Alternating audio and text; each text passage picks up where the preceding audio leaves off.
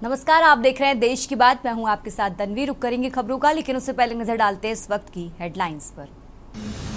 प्रधानमंत्री नरेंद्र मोदी 4 जून को करेंगे कैबिनेट बैठक। ऑपरेशन सिंदूर के बाद पहली बार होगी मोदी कैबिनेट बैठक। सांसद राहुल गांधी का भोपाल दौरा। आज भोपाल में संगठन सृजन अभियान का करेंगे शुभारंभ। प्रदेश के वरिष्ठ कांग्रेसी नेताओं के साथ राज्य की राजनीतिक स्थिति पर करेंगे चर्चा। देश में तेजी से पांव पसार रहा कोरोना। 24 घंटे में 4 लोगों की मौत, 3,961 हुई एक्टिव मामलों की संख्या। दिल्ली में नई वित्त नीति का मसौदा तैयार करने के लिए समिति गठित। जुलाई में लागू करने पर चल रहा है विचार। इंडिगो की फ्लाइट से 4,000 फीट ऊंचाई पर गिद्ध टकराया। विमान के फ्रंट में डेंट आया। इमरजेंसी लैंडिंग कराई गई। असम में 5 लाख लोग बाढ़ से प्रभावित, 11 की हुई मौतें। मध्य प्रदेश के 38 जिलों में बारिश का कहर। आप देख रहे हैं के न्यूज, खबरों का सारथी। और चलिए अब रुक करते खबरों का और देश की बात की शुरुआत करते हैं दिल्ली की खबर से। दिल्ली से बड़ी खबर आपको बता रहे हैं, जहां सांसद राहुल गांधी आज भोपाल दौरे पर हैं। राहुल गांधी संगठन सृजन अभियान की शुरुआत करेंगे। सुबह 11 बजे का समय, जब राजनीतिक मामलों की समिति की बैठक होगी।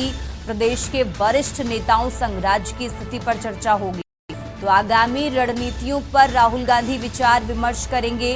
आपको बता दें, जिसके बाद 12 बजे सांसदों और विधायकों से संवाद करेंगे राहुल गांधी। जनप्रतिनिधियों से जनता की अपेक्षाओं पर फीडबैक लेंगे। नेताओं से क्षेत्रों की समस्याओं की जानकारी भी लेंगे राहुल गांधी। तो कांग्रेस को मजबूत करने की दिशा में आज की होने वाली बैठक बेहद अहम मानी जा रही है। दिल्ली से खबर आपको बता रहे हैं, राजधानी दिल्ली से अहम जानकारी आपको बता रहे हैं। आज भोपाल दौरे पर हैं राहुल गांधी। कांग्रेस को मजबूत करने की दिशा में आज होने वाली बैठकें बेहद महत्वपूर्ण मानी जा रही हैं। सांसद राहुल गांधी का आज भोपाल दौरा है। संगठन अभियान की शुरुआत करेंगे।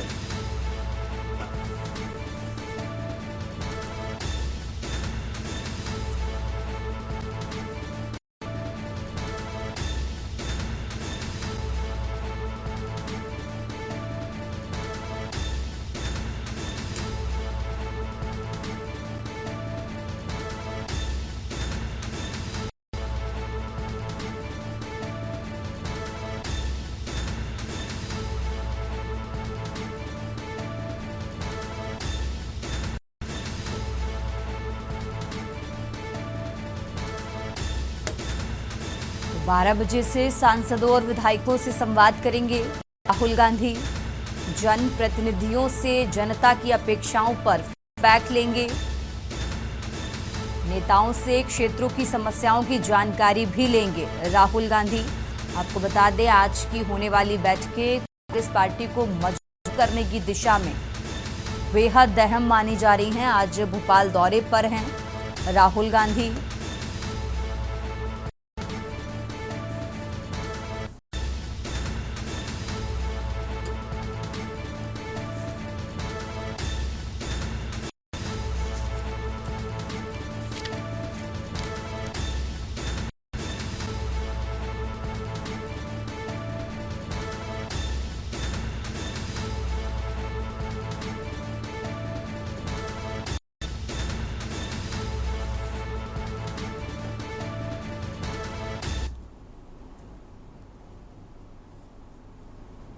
और चलिए खबरों में आगे बढ़ते हैं। बात कर रहे हैं चंडीगढ़ की। चंडीगढ़ से खबर आपको बता रहे हैं, हरियाणा सीएमओ में फिर विभागों का बंटवारा हुआ है।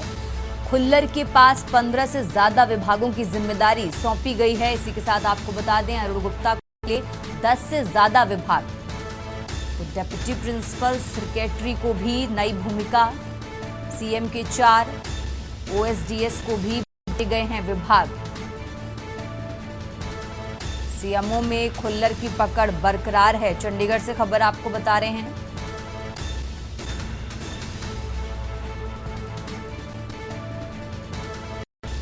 हरियाणा सीएमओ में फिर हुआ विभागों का बंटवारा।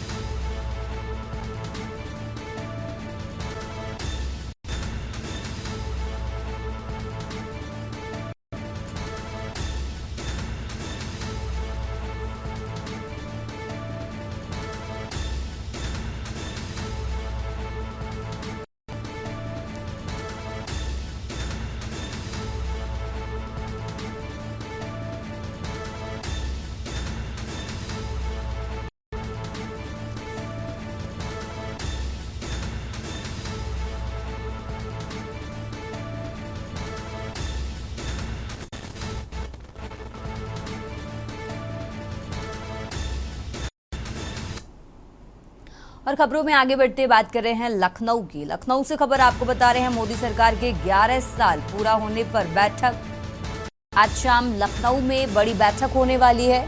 आपको बता दें, इस बैठक में सीएम योगी, डिप्टी सीएम केशव प्रसाद मौर्य शामिल होंगे और इसी के साथ राष्ट्रीय महामंत्री दुष्यंत गौतम भी इस बैठक में मौजूद रहेंगे। तो डिप्टी सीएम ब्रजेश पाठक, भूपेंद्र चौधरी इस बैठक में शामिल होंगे। प्रदेश संगठन महामंत्री धर्मपाल सिंह भी इस बैठक में मौजूद रहेंगे। तो उत्तर प्रदेश में होने वाले कार्यक्रमों को लेकर इस बैठक में रणनीति बनाई जाएगी। इस बैठक से जुड़ी अहम जानकारी आपको बता रहे हैं। राजधानी लखनऊ से खबर आपको बता रहे हैं, मोदी सरकार के 11 साल पूरा होने पर आज शाम को बैठक होने वाली है। उत्तर प्रदेश में होने वाले कार्यक्रमों को लेकर इस बैठक में रणनीति बनाई जाएगी। आज शाम लखनऊ में बड़ी बैठक होने वाली है। लखनऊ से खबर आपको बता रहे हैं, सीएम योगी, डिप्टी सीएम केशव प्रसाद मौर्य इस बैठक में शामिल होंगे। राष्ट्रीय महामंत्री दुष्यंत गौतम भी इस बैठक में मौजूद रहेंगे।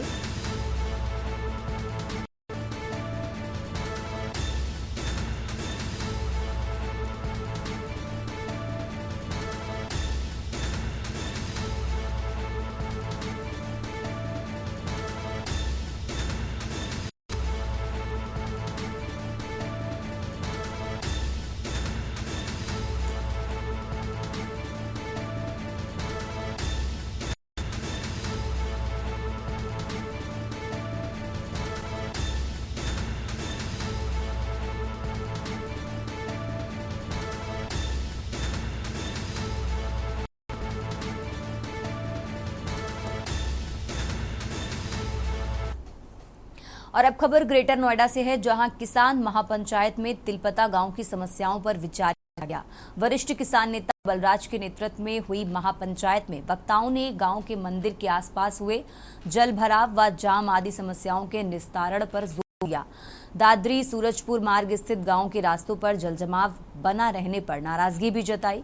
नहरों माइनरों की सफाई करने की मांग करते हुए किसानों को सिंचाई सुविधा न मिलने से हो रही परेशानियों पर भी नाराजगी जताई। दावा किया कि जगह जगह होने वाले जलभराव से संक्रामक बीमारियों का खतरा बना रहता है। इधर कोविड के बढ़ते मामलों के बावजूद जलभराव समाप्त न होना अन्यायपूर्ण है। समस्याओं का जल्द समाधान न होने पर किसानों ने अनिश्चितकालीन धरने पर बैठने की चेतावनी भी दी है।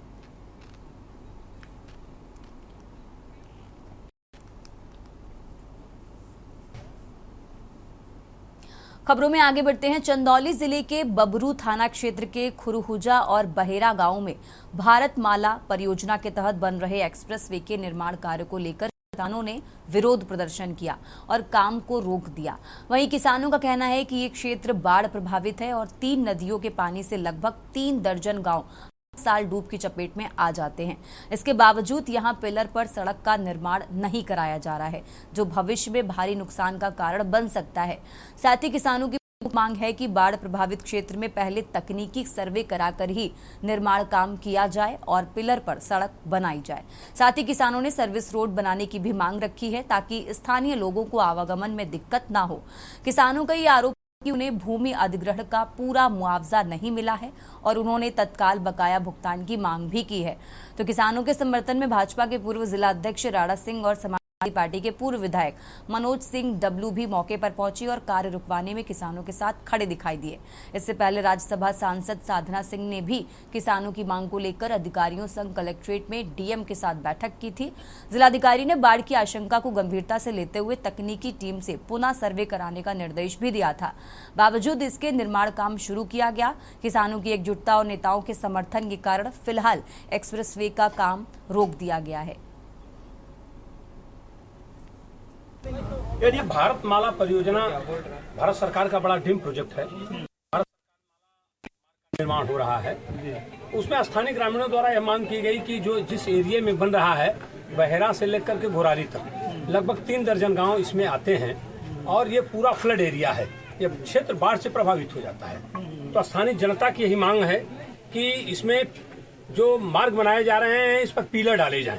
पिलर के माध्यम से लगभग जो भी 2-2.5 किलोमीटर आता है उस पर पिलर डाल दिया जाएगा तो बरसात के दिनों में पानी आसानी से निकल जाएगा। जो है अहो भाग्य हमारी जमीन हमारे देश के काम आ रही है, उस पर 150 करोड़ लोग चलेंगे, हमारे लिए बहुत सौभाग्य की बात है। मामला ये है कि हम किसानों का कि यहाँ ये बाढ़ ग्रस्त एरिया है, 3 नदी से हम लोग बीच में है, चंद्रप्रभा कर्मनाशा गड़ी नदी के बीच में है। बाढ़ पानी अगर आता है तो जाने में उसको 10 से 15 दिन लगता है। हाँ। खबरों में आगे बढ़ते हैं। अब खबर अलीगढ़ से है, जहां हरदुआगंज क्षेत्र में मीट व्यापारियों के साथ हुई मारपीट के मामले में हिंदू संगठनों ने सोमवार को एसएसपी ऑफिस के बाहर जोरदार विरोध प्रदर्शन किया। सैकड़ों की संख्या में पहुंचे प्रदर्शनकारियों ने धरना देकर प्रशासन पर लापरवाही और निर्दोषों को झूठे मुकदमों में फंसाने का आरोप लगाया। प्रदर्शन कर रहे लोगों का कहना है कि घटना प्रशासन की लापरवाही का नतीजा है और इसके बावजूद पुलिस ने गांव वालों का उत्पीड़न किया है। उन्होंने चेतावनी दी है कि अगर सनातन धर्म से जुड़े लोगों के साथ अन्याय होता रहा तो आगे भी इसी तरह के विरोध प्रदर्शन किए जाएंगे। कुछ दिन पहले हरदुआगंज थाना क्षेत्र में प्रशासन की लापरवाही से एक घटना हुई थी, जिसमें खुला मीट ले जाया जा रहा था। गांव वालों को खुले मीट पर गौवंश के मीट का अंदेशा हुआ और उसमें कुछ व्यापारियों के साथ मारपीट हो गई।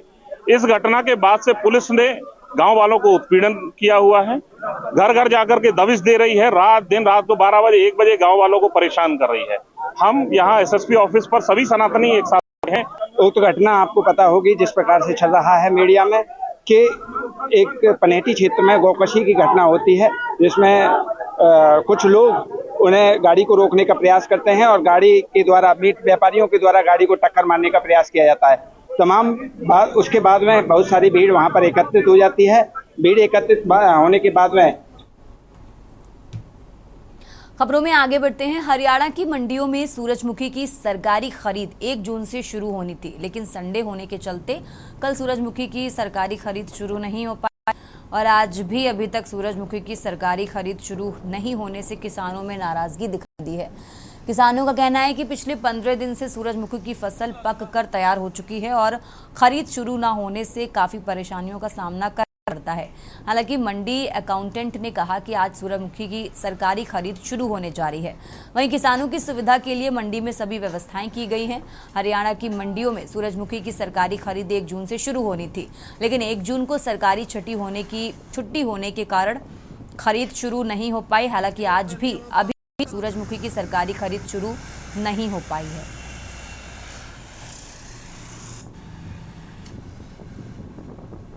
जैसा कि आपको पता है कि यहाँ पे सूरजमुखी की खरीद शुरू होने वाली है। अनाज मंडी अम्बाला छावनी को जो खरीद केंद्र बनाया गया है सूरजमुखी का, जिसके लिए मंडी में जो है सभी सुविधाएं उपलब्ध हैं, बिजली पानी की सभी सुविधाएं उपलब्ध हैं।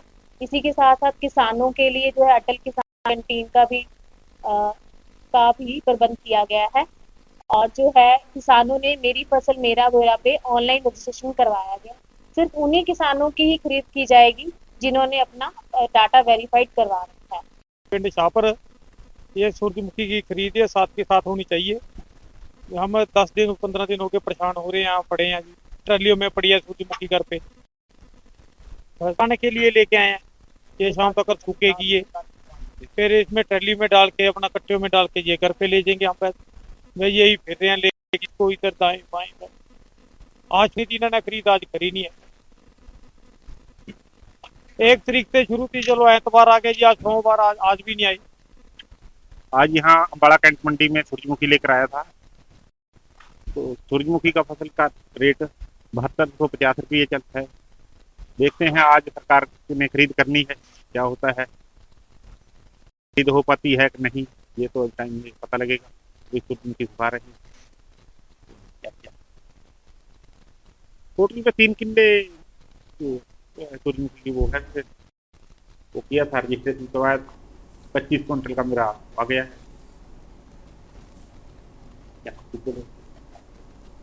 सरकार की नीति ठीक है जी। खबरों में आगे बढ़ते हैं। अब खबर उज्जैन से है, जहां महिदपुर के एक मौलाना को सोशल मीडिया पर पाकिस्तानी मौलानाओं का धार्मिक भावनाएं भड़काने वाला वीडियो साझा भारी पड़ गया है, क्योंकि इस मामले में महिदपुर थाना पुलिस ने अखंड हिंदू सेना की शिकायत पर तुरंत संज्ञान में लिया और मामले में प्रकरण दर्ज कर मौलाना की तलाश शुरू कर दी है। महिदपुर थाना प्रभारी एनबी सिंह परिहार ने बताया कि महिदपुर निवासी मौलाना तुराब अली ने फेसबुक अकाउंट पर 2 वीडियो साझा किए, जिनमें पाकिस्तानी मौलानाओं द्वारा गाय की कुर्बानी से संबंधित आपत्तिजनक बातें कही जा रही थी। इस प्रकार की धार्मिक भावना भड़काने वाले वीडियो को करने पर अखंड हिंदू सेना के प्रदेश उपाध्यक्ष मनोज प्रजापति ने थाने पर एक आवेदन दिया, जिसमें एक इन पोस्ट से हिंदू समाज की धार्मिक भावनाएं आहत होने की बात कही गई थी। इमाम बुखारी का एक मनहज था, एक अपना तरीका था, उन्होंने चुन चुन के सही हदीसों में से, ऐसा नहीं है जो हदीसें उन्होंने छोड़ी वो ज़ईफ थी सारी, 1 लाख सही हदीसें याद थी उनको। हाँ, कल मनोज प्रजापति ने एक आवेदन दिया, हिंदू समाज संगठन का आदमी है वो। उसने कहा कि पाकिस्तानी एक रील है जिसको यहाँ के तुराब अली मौलाना है, उन्होंने व्हाट्सएप में शेयर किया है, जिस पर से पाकिस्तान के जो मौलाना है वो कह रहे हैं कि गाय काटना भी सबब का काम है, जिससे हिंदुओं में काफ़ी आक्रोश पैदा हुआ, जिस पर से मैंने धारा 353-299 की कायमी की है तुराब अली के खिलाफ। कल राउंड अप के लिए टीम भेजी गई थी, तो जावरा कोई उसके परिवार में बीमार है, उसको लेकर गया है, जैसे ही वापस आएगा उसको अरेस्ट कर लिया जाएगा।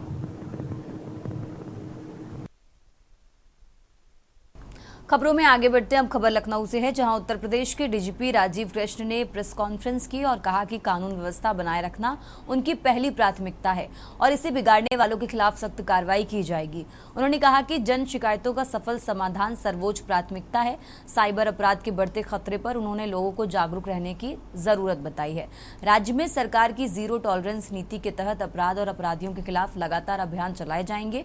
महिलाओं की सुरक्षा को भी प्राथमिकता दी जाएगी। आतंकी तुफैल और उसके साथियों की गिरफ्तारी को लेकर डीजीपी ने बताया कि साल 2007 में हुई ब्लास्ट के बाद एटीएस की स्थापना हुई थी और अब देशद्रोहियों को जड़ से सफाया किया जा चुका है। डीजीपी ने पुलिस कर्मियों के प्रशिक्षण को बढ़ावा देने, टीम भावना मजबूत करने व टेक्नोलॉजी व आर्टिफिशियल इंटेलिजेंस के बेहतर इस्तेमाल पर भी जोर दिया है। जो हमारा प्रथम उद्देश्य मैंने आपको बताया कि अपराध और कई सारे विषय ऑनरेबल कोर्ट्स में भी गए हैं। ऑनरेबल कोर्ट में सभी बातों को मद्देनजर रखते हुए, सभी पक्षों को, एविडेंसेस को देखते हुए सुप्रीम कोर्ट्स ने और ऑनरेबल सुप्रीम कोर्ट्स ने भी अपने जजमेंट दिए हैं। तो मैं समझता हूं कि प्रोफेशनल रिक्वायरमेंट या जो प्रोफेशनलिज्म है पुलिस का, और उसका जो हमारा प्रथम उद्देश्य मैंने आपको बताया कि अपराध और कई सारे विषय ऑनरेबल कोर्ट्स में भी गए हैं। और अब खबर अयोध्या से है। 22 जनवरी 2024 को रामलला भव्य महल में विराजमान हो गए हैं। अब राम मंदिर लगभग पूरा हो चुका है। मंदिर निर्माण के साथ अब भगवान रामलला के परिसर में राम दरबार की स्थापना की जानी है। गंगा दशहरा के शुभ मुहूर्त पर दोपहर 11:15 के बाद अभिजीत मुहूर्त में सूबे के मुख्यमंत्री योगी आदित्यनाथ राम दरबार की स्थापना राम मंदिर के प्रथम तल पर करेंगे। इसके साथ ही मंदिर के परकोटा के 6 मंदिरों के साथ शेष अवतार मंदिर कुल 8 मंदिरों की स्थापना की जानी है, जिसको लेकर शाम 101 मात्र शक्तियां सरयू का जल कलश में लेकर कलश यात्रा करते हुए नगर भ्रमण करके राम मंदिर पर पहुंचेंगी। राम मंदिर की यज्ञशाला में सरयू जल से सुशोभित कलश को रखा गया है और सुबह श्री गणेश के पूजन के धार्मिक अनुष्ठान का दौर सुबह आपको बता दें 6:30 बजे शुरू होगा और कल जलादिवास के बाद तमाम धार्मिक अनुष्ठान किए जाएंगे, जिसमें तीनों दिन चारों वेदों का पारायण होगा और इसके साथ ही श्री राम मंदिर की यज्ञशाला में महामंत्र की आहुतियां डाली जाएंगी।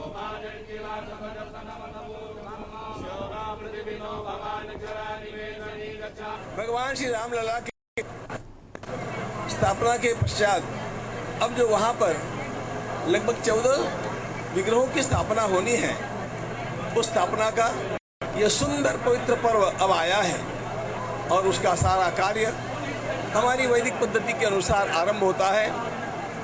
कलश यात्रा के साथ भगवती पुण्य सलीला सरयू मैया की पूजा करके हमारी मातृशक्ति कलशों को लेकर के वहां पर पधारेंगी। पश्चात लगभग 400-500 बहनें जल कलश लेकर के राम जन्मभूमि परिषद पहुंचेंगी। यहाँ से लता चौक होते हुए रामपथ से गुजरते हुए हनुमानगढ़ी, दशरथ महल होते हुए रामकोट बैरियर से ये राम जन्मभूमि के गेट नंबर 2 से अंदर प्रवेश करेंगे। ये यात्रा में बड़े उत्साह के साथ सभी बहनों ने परिवार सहित इसमें भाग लिया है। हम लोगों ने छोटी संख्या सोची थी, बहुत दबाव पड़ने के बाद सभी बहनों को हमने अनुमति दिया है। ऐसा है, भगवान पहले आ गए, अब हर दिन सुबह सुबह जो हो रहा है, जो आगे होता जाएगा, अच्छा ही अच्छा हो रहा है। और बड़ी प्रसन्नता की बात है जो भगवान के साथ परिवार जुड़े रहे हैं, उन सब के मंदिर बन रहे हैं, उसी के लिए कलश यात्रा निकाली जा रही है। और जहाँ भगवान का सारा समाज आ जाएगा वहाँ सब अच्छाइयाँ आएंगी। कलश यात्रा राम जन्मभूमि मंदिर पर प्रथम तल पर राम पंचायतन की स्थापना होगी। उसके उत्सव के प्रारंभ के लिए कलश यात्रा ये है। और विशेष विवरण हमारे महामंत्री चंपत जी से बात किया जाए।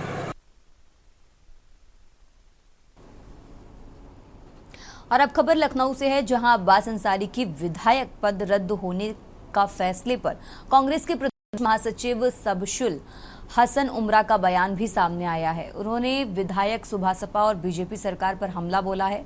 मोहम्मद शमसुल हसन ने राजभर को सीख लेने को कहा और कहा कि उन्हें इससे सीख लेनी चाहिए। साथ ही विधायक पद रद्द करने के मामले को लेकर सरकार की गड़बड़ी में फैसला लिया, ये भी बताया। साथ ही उन्होंने उपचुनाव में इंडिया गठबंधन की जीत होने की बात भी कही है।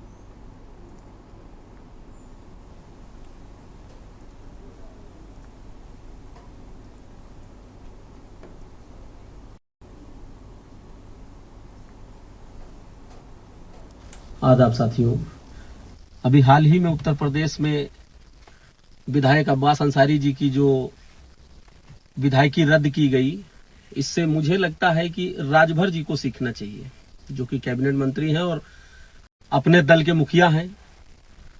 तो उनको ये समझना चाहिए कि उनकी पार्टी के एक विधायक किस तरह से राजनीतिक हत्या हो रही है। और चूंकि उनपे सजा का प्रावधान सरकार ने, कोर्ट ने उनको सजा सुनाई है, ठीक है, उनकी सदस्यता ये विधायकी रद्द की जा सकती थी, लेकिन इतना हड़बड़ी में सब चीजें हो रही हैं, तो ये भी थोड़ा सा समझने का विषय है। और इस हड़बड़ी में और इस जल्दबाजी में एक मुझे लगता है कि भारतीय जनता पार्टी अब इससे आगे नहीं जा सकती है।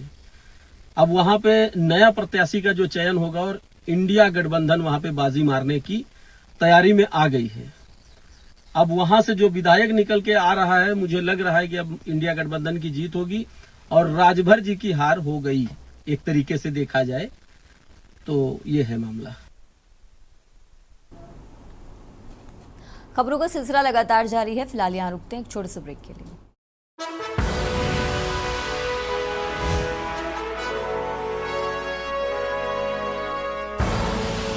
आप देख रहे हैं के न्यूज, खबरों का सारथी। ब्रेक से वापस आ चुके हैं, रुक करते हैं खबरों का। खबर कानपुर से है, जहां महानगर के जूही गढ़ा इलाके में चल रहे मेट्रो निर्माण कार्य के चलते 20 फुट गहरा नाला धंस गया। नगर निगम ने नाला ढहने से निकटवर्ती मकानों को क्षति पहुंचने की आशंका के मद्देनजर भवन मालिकों को नोटिस चस्पाकर मकान खाली करने को कहा था।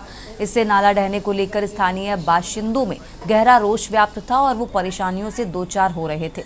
अचानक खड़ी हुई इस बड़ी समस्या को देखते हुए 14 की पार्षद शालू सुनील कनौजिया के पति पूर्व पार्षद सुनील कनौजिया स्वयं गड्ढे में उतर गए। उन्होंने मेट्रो अधिकारियों से ध्वस्त नाले की जल्द मरम्मत कराने की मांग की है।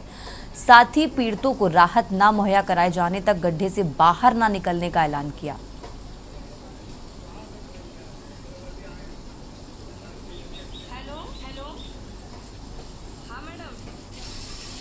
नमस्ते। देखिए नेताजी, हाँ देखिए पार्षद जी गड्ढे में उतर चुके हैं। देखिए पिछले 6 दिनों से ये गड्ढा है जिसमें गलती मेट्रो की, चूंकि 2 माह पूर्व मेट्रो ने सीवर लाइन डाली थी अंडरग्राउंड, और उस सीवर लाइन डालने में इन्होंने जो गैप भरना चाहिए सीवर चैम्बरों के बीच और सीवर लाइन के बीच का, वो गैप भरा नहीं, वो गैप खुला रहा, जिसकी वजह से निकलने वाला जो पानी है वो सड़क के अंदर ही पानी रिसता रहा और उसकी पूरी मिट्टी सीवर चैम्बर में जाती थी, जिसके बाद ये कम से कम 10 फुट गहरा और 25 से 30 फुट लंबा गड्ढा हो चुका। लगातार मेट्रो को निरीक्षण करा चुका हूँ, जलकल को निरीक्षण करा चुका हूँ, नगर निगम को निरीक्षण करा चुका हूँ, किसी ने अभी तक ऑथेंटिक रूप से इसकी जानकारी तो ली। हमारे जूही बमरैया में मेट्रो ने जो 2 महीने पहले काम किया था, जिससे ये देखिए पूरी रोड यहाँ पर 20 फीट गहरा गड्ढा हो गया है, 50 फीट चौड़ा कम से कम, जो जानलेवा पूरी तरह से हो गया। यहाँ पर 1000 गाड़ियों का आवागमन होता रहता है। यहाँ के जो मकान है वो भी गिरने की स्थिति पे हो गए हैं। लोगों के मकानों में नोटिस छपा दी गई है, लेकिन यहाँ के अधिकारी जो आते हैं वो सिर्फ फोटो ले लेते हैं, GPS चले जाते, बात करेंगे। आप कब बात करेंगे? ये अभी 7 दिन हो गए हैं, 7 दिन हो गए, क्या इसमें 7 महीने लगाएंगे क्या? खबरों में आगे बढ़ते हैं। प्रयागराज मंडल में खानपान की गुणवत्ता सुधारने के लिए रेलवे नई व्यवस्था लागू करने जा रहा है। जून से पंजीकृत वेंडरों को QR और RFID कोड दिए जाएंगे, जिन्हें मोबाइल ऐप से जोड़ा जाएगा। इससे अवैध वेंडरों की पहचान आसान होगी और केवल अधिकृत विक्रेता ही स्टेशन व ट्रेनों में खाद्य सामग्री बेच सकेंगे। ये कदम यात्रियों को साफ सुथरा और सुरक्षित भोजन उपलब्ध कराने की दिशा में महत्वपूर्ण माना जा रहा है।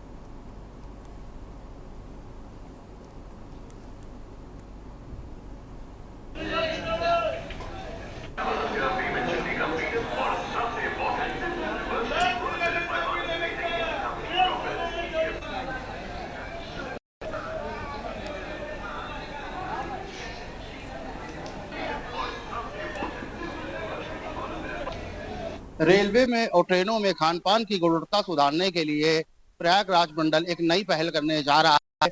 अब पंजीकृत वेंडरों पर एक QR कोड लागू होगा, जिसमें उनका सारा डाटा सेव होगा। आए दिन कानपुर सेंट्रल स्टेशन पर अवैध वेंडर की बड़ी खबरें प्रसारित होती रहती थी। उसको देखते हुए प्रयागराज मंडल उत्तर मध्य रेलवे ने एक ऐप्स जारी किया है। उस ऐप्स में वेंडरों का सारा डाटा होगा और उनकी खाने की गुणवत्ता की लिस्ट होगी। कानपुर से के न्यूज के लिए मोहित पांडे, कानपुर।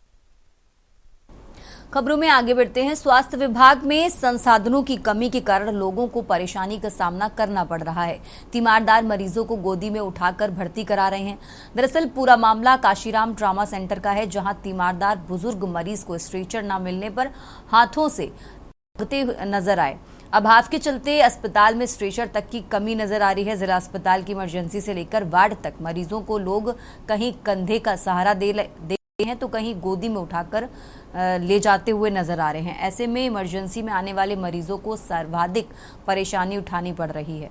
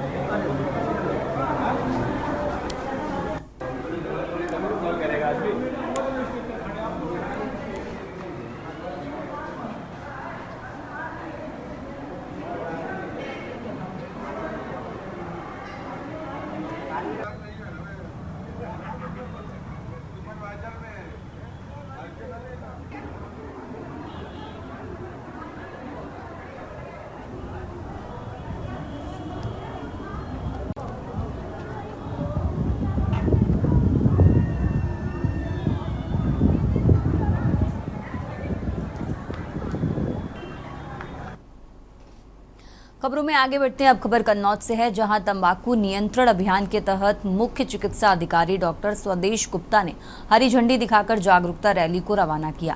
रैली में स्वास्थ्य विभाग के सभी अधिकारी मौजूद रहे। कार्यक्रम को संबोधित करते हुए सीएमओ ने कहा कि तंबाकू सेवन से मुंह का कैंसर तेजी से बढ़ रहा है।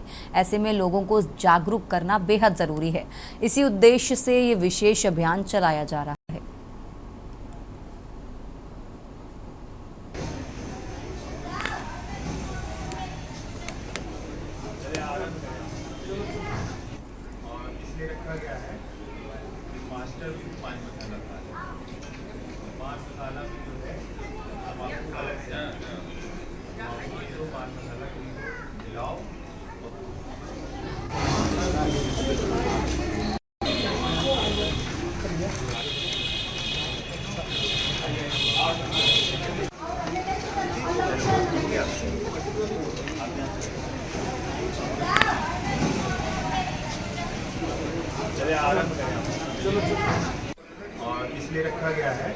देखिए, पूरे ऑल ओवर इंडिया 28 तारीख से लेके 3 जून तक ये टोबैको का प्रोग्राम चल रहा है, जिसपे कि हमें टोबैको जागरूकता अभियान, जितने भी टोबैको के प्रोडक्ट हैं, यानी कि इसमें ई सिगरेट भी अब आ गया है। तो टोबैको जैसे पान मसाला है, सिगरेट है, इन सब के दुष्प्रभावों के बारे में हम लोग को नुक्कड़ नाटक करके, रैली निकाल करके और पेपर में ऐड दे करके, वाद विवाद प्रतियोगिता, इन सब के द्वारा हम लोग जागरूक कर रहे हैं।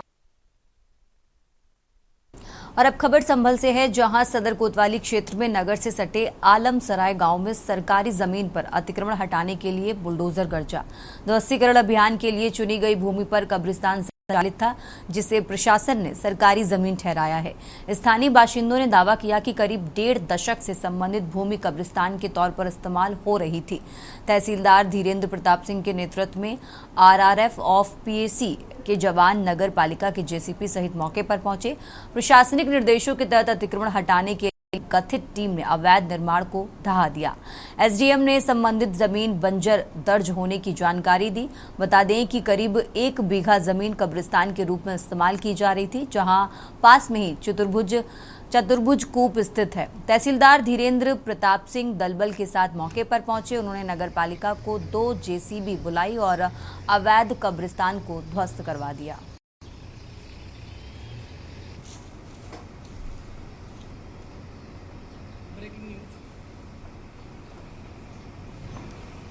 उत्तर प्रदेश अंसार मलिक संभल।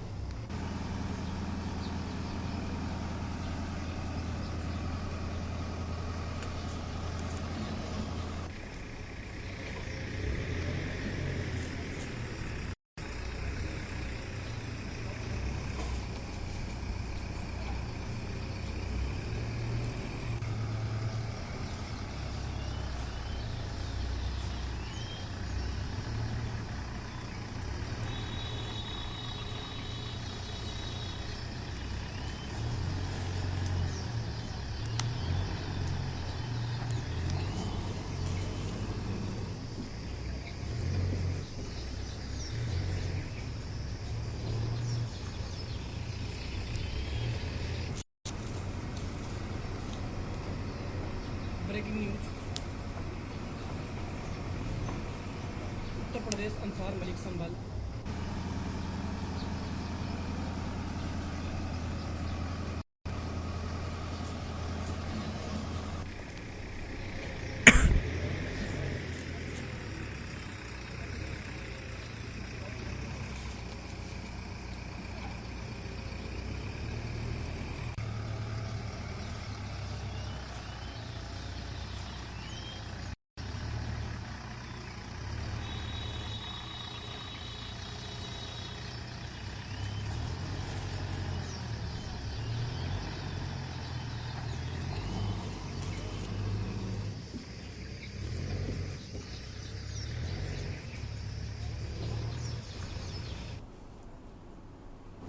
रुक करते हैं अगली खबर का। अब खबर बुलंदशहर से, जहां शिकारपुर तहसील परिसर में एक बार फिर बाइक चोरों ने पुलिस की सुरक्षा व्यवस्था की पोल खोल दी है। प्रशिक्षु लेखपाल आकाश की बाइक दिन दहाड़े चोरी हो गई। पूरी घटना सीसीटीवी कैमरे में कैद हो गई है, लेकिन चोर खौफ होकर फरार हो गया।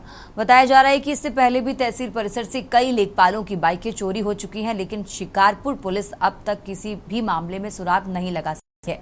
पीड़ित लेखपाल ने शिकारपुर कोतवाली में तहरीर दी है और मामले की जानकारी एसडीएम व थाना पुलिस को भी दी गई है। स्थानीय लोगों का कहना है कि तहसील परिसर में बनी पुलिस चौकी पर तैनात पुलिसकर्मी अक्सर गहरी नींद में रहते हैं, जिससे चोरों के हौसले बुलंद हैं।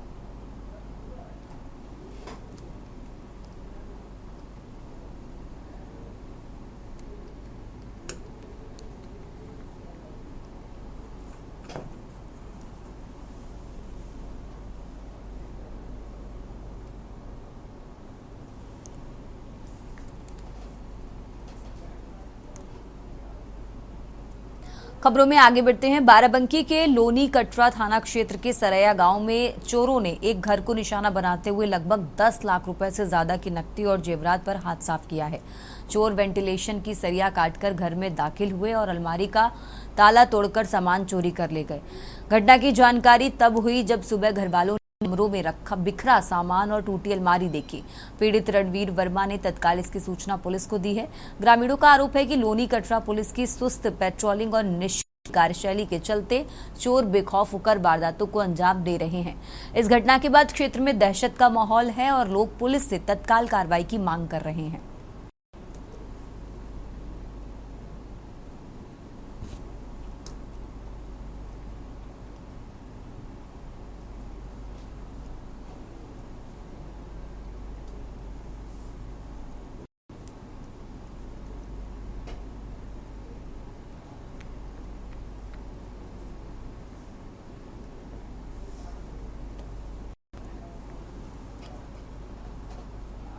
देश की बात में आगे बढ़ते हैं। जनपद कासगंज की नवीन पुलिस लाइन में 18वीं अंतर जनपदीय पुलिस हॉकी प्रतियोगिता का आयोजन किया गया।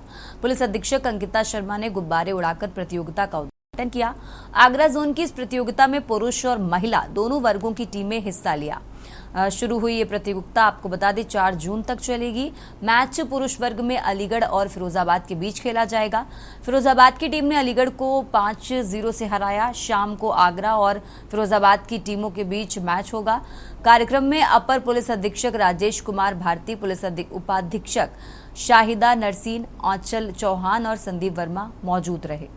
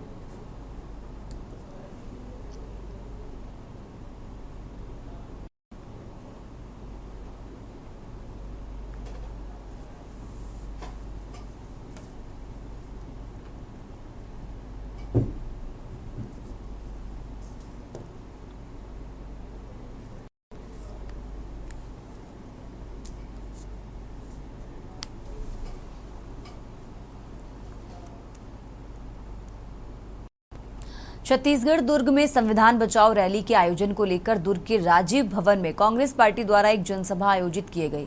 इस दौरान बड़ी संख्या में उपस्थित कांग्रेसियों ने सभा के बाद नारेबाजी करते हुए राजीव भवन से गांधी प्रतिमा तक पैदल निकालकर भाजपा सरकार पर निशाना साधा। इस दौरान छत्तीसगढ़ के पूर्व मुख्यमंत्री भूपेश बघेल ने मंच से केंद्र के भाजपा सरकार और मोदी सरकार पर भी निशाना साधा। साथ ही पुलवामा आतंकी घटना, पहलगाम घटना और झीरम घाटी नक्सली घटना को याद कर भाजपा सरकार द्वारा सुरक्षा के इंतजाम पर सवालिया निशाने उठाए। आपको बता दें कि पूर्व मुख्यमंत्री भूपेश बघेल की अगुवाई में और जिला ग्रामीण कांग्रेस अध्यक्ष राकेश ठाकुर के नेतृत्व में संविधान बचाओ रैली निकाली गई। इस दौरान भूपेश बघेल ने प्रधानमंत्री पर निशाना साधते हुए कहा कि पहले खुद देशी वस्तुओं का त्याग करें, अपना चश्मा, मोबाइल, पैन कार्ड फिर अपने कार्यकर्ताओं से पहल कराएं।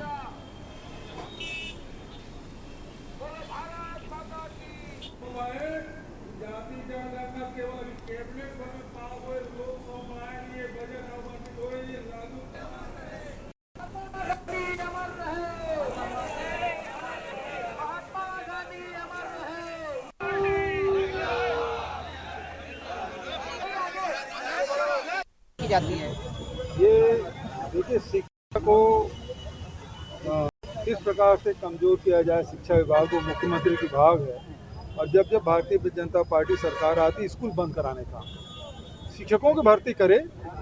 जितने स्कूल खुल गए, हमारे पूर्वजों ने, विभिन्न सरकारों ने इसको किया। कोई मध्य प्रदेश के समय से, सीपी बरार के समय से, है ना, छत्तीसगढ़ सरकार, चाहे किसी की भी रही, स्कूल खोला गया। लेकिन जब जब भारतीय जनता पार्टी आती, स्कूलें बंद करती है।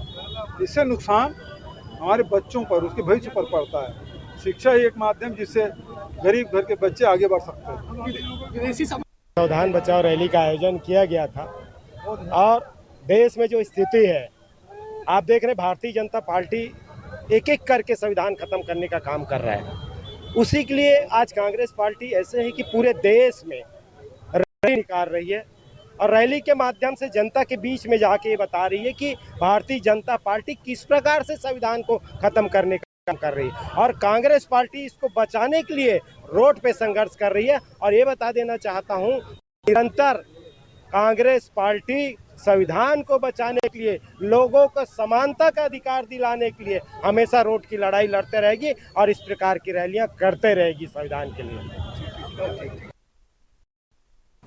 और अब खबर चंदौली से है, जहां महिला का शव मिलने से हड़कंप मचा है। हाईवे किनारे पेड़ के पास अज्ञात महिला का शव मिला है। चंदौली से खबर आपको बता रहे हैं। सुबह ग्रामीणों ने शव देखकर पुलिस को सूचना दी। पुलिस मौके पर पहुंचकर जांच पड़ताल में जुटी है। शव संदिग्ध हालत में मिलने से हड़कंप मचा हुआ है। हत्या कर शव फेंके जाने की आशंका जताई जा रही है।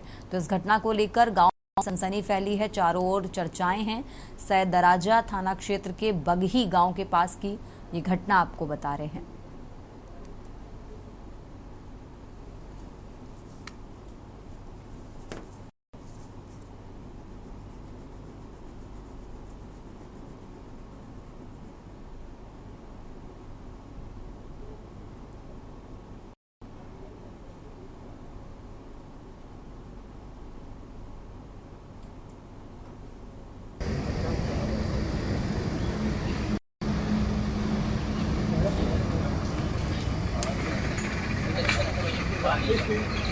अरे सुना रे,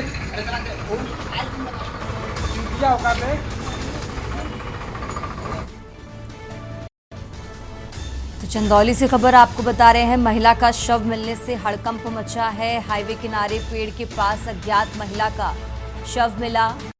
सुबह ग्रामीणों ने शव देखकर पुलिस को सूचना दी। पुलिस मौके पर पहुंचकर पूरे मामले की जांच पड़ताल में जुटी हुई है।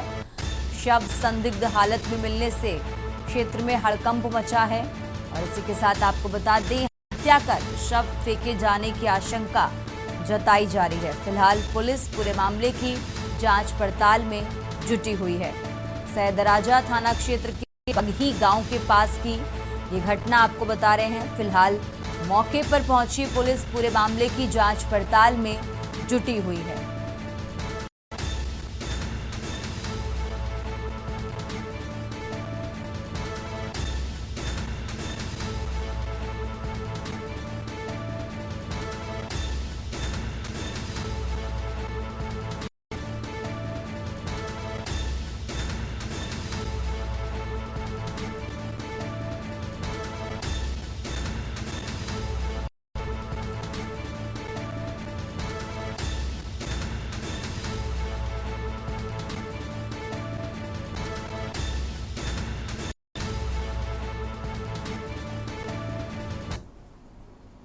और अब खबर लखनऊ से है, जहां उत्तर प्रदेश के नए पुलिस महानिदेशक राजीव कृष्ण ने पदभार ग्रहण कर मीडिया से बातचीत की। उन्होंने मुख्यमंत्री योगी आदित्यनाथ को आभार व्यक्त करते हुए कहा कि विश्व के सबसे बड़े पुलिस बल का नेतृत्व करना मेरे लिए गर्व और बड़ी जिम्मेदारी है। उन्होंने कहा कि प्रदेश सरकार की अपराधियों के खिलाफ जीरो टॉलरेंस नीति का कड़ाई से पालन किया जाएगा।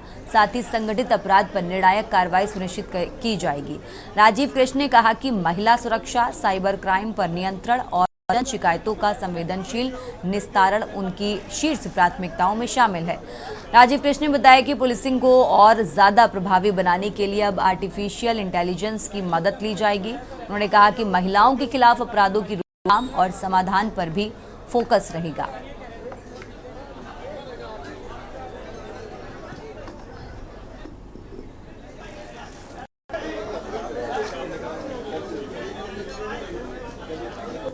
सिक्योरिटी, एम्पावरमेंट सभी रूपों में महिलाओं के खिलाफ जो अपराध होते हैं उनकी रोकथाम और समाधान पर विशेष जोर दिया जाएगा। हमारे जो विभिन्न पहले हैं वे महिलाओं को सशक्त करने, हमारे इनिशिएटिव जो हैं वो महिलाओं को सशक्त करने, उनको बनाने और उनकी सुरक्षा और संरक्षा की भावना को बढ़ाने की दिशा में होंगी। जन शिकायत निवारण, जन शिकायतों का जो समाधान है वो हमारी सर्वोच्च प्राथमिकता होगी। हम हर स्तर पर सभी शिकायतों से निपटने में बहुत सहानुभूतिपूर्ण और संवेदनशील दृष्टिकोण अपनाएंगे। इसके लिए मैं जल्दी ही एक अधिकारियों के साथ वीसी भी करूंगा। जो प्रदेश सरकार की IGRS और जन सुनवाई के पोर्टल्स हैं उनको पुलिस महकमे में कैसे और बेहतर बनाया जाए, कैसे उसका बेहतर उपयोग किया जाए, कैसे हमारी जन शिकायतों के विषय में SOPs जो बनी हुई हैं उनको और प्रभावी बनाया जाए, इस दिशा में मैं बहुत जल्द कार्रवाई करूंगा। खबरों में आगे बढ़ते हैं। खबर लखनऊ से है, जहां यूपी पुलिस में नई भर्तियों पर जल्द ऐलान होगा। आपको बता दें 19,746 पदों पर भर्तियों का जल्द ऐलान होगा। तो शासन में भर्ती को लेकर कुछ बिंदुओं पर सहमति मांगी गई है। सहमति मिलते ही विज्ञापन जारी कर दिया जाएगा। डीजीपी की तरफ से ये बात कही गई है कि सहमति मिलते ही विज्ञापन जारी कर दिया जाएगा। लखनऊ से खबर आपको बता रहे हैं,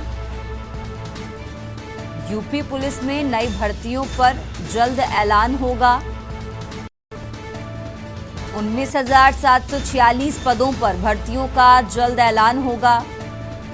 शासन में भर्ती को लेकर कुछ बिंदुओं पर सहमति मांगी गई है और इसी के साथ डीजीपी से कहा गया है कि सहमति मिलते ही विज्ञापन जारी कर दिया जाएगा। तो लखनऊ से खबर आपको बता रहे हैं, यूपी पुलिस में नई भर्तियों पर जल्द ऐलान होगा।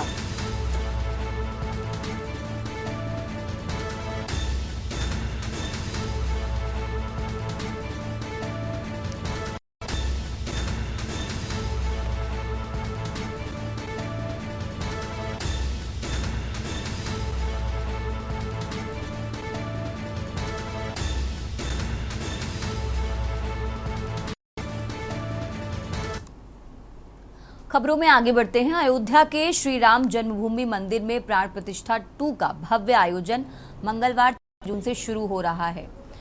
ये आयोजन गंगा दशहरा 5 जून के दिन अपने चरम पर पहुंचेगा।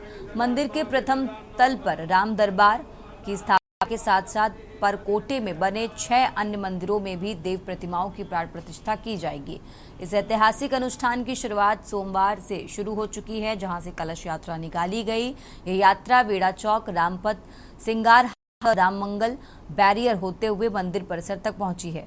तो 3 यानी आज से 4 जून को प्रतिदिन सुबह 6:30 बजे से 12 घंटे तक वैदिक मंत्रोच्चार, राम रक्षा स्तोत्र, हनुमान चालीसा और भक्ति भजनों के साथ पूजन अनुष्ठान होंगे।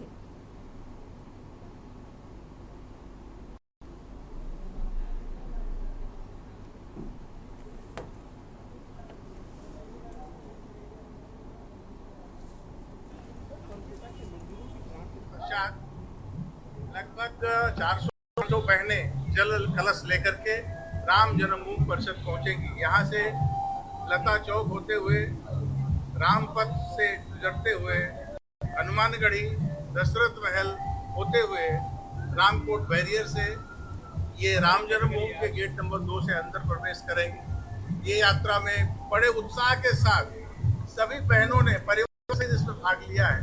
हम लोगों ने छोटी संख्या सोची थी, लेकिन बहुत दबाव पड़ने के बाद सभी बहनों को हमने अनुमति दिया है। उत्साह के साथ अयोध्या और आसपास अयोध्या धाम के, अयोध्या के सभी परिवार के लोग इसमें सहभागीदार हो रहे हैं। प्राण प्रतिष्ठा का ये उत्साह, जिसमें स्थानीय संतों के साथ साथ भक्तों और स्थानीय जन भी सहभाग कर रहे हैं, बड़े आनंद का विषय। और अब बात कर रहे हैं बुलंदशहर की। बुलंदशहर से खबर आपको बता रहे हैं, मोटरसाइकिल शोरूम की छत में आग लगी है। पल भर में आग ने विकराल रूप धारण किया। स्थानीय लोग और राहगीरों में इस आग से हड़कंप मचा है। सूचना मिलने पर दमकल विभाग पहुंचा तो बारात में आतिशबाजी इस आग का कारण बताई जा रही है। थाना खुर्जानगर कोतवाली क्षेत्र का ये मामला आपको बता रहे हैं।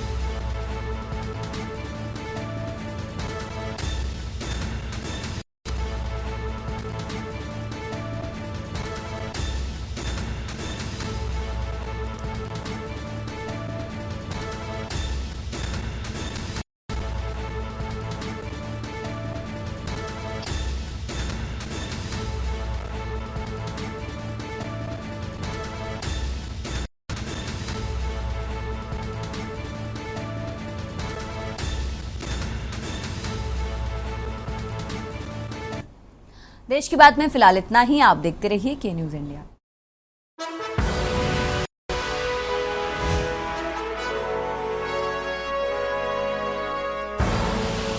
आप देख रहे हैं के न्यूज, खबरों का सारथी।